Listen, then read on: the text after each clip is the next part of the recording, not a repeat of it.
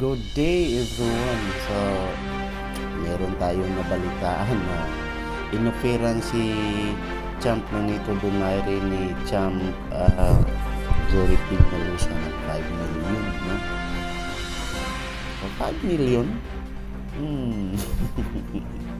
Para labanan si Cuadro Alas.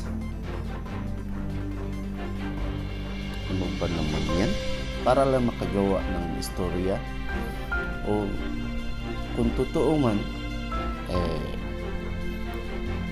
Champ Jerry Peñalosa Bisaya ng yun ka kabalumi na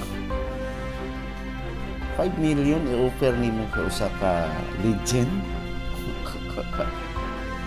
Nada ko'y balita ninyo, ha, tanawa ninyo ni video kay di man video na alang ko'y ibutang siguro kanisya.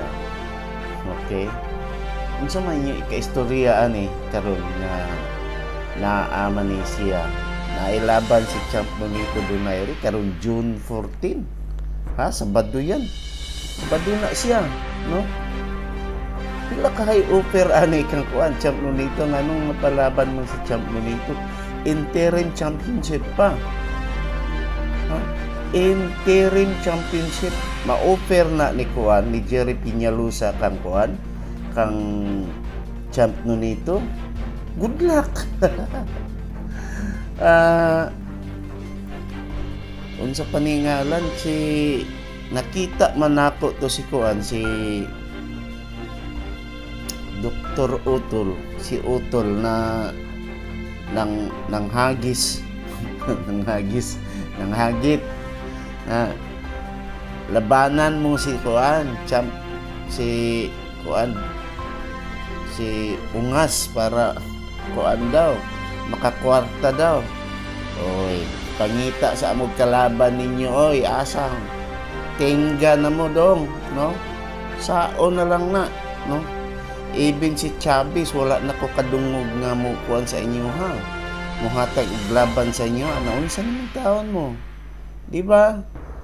Sa tinuod lang ta, sa Tagalog pa, sa katotohanan lang tayo po, ha? Peace. So, ayan, no?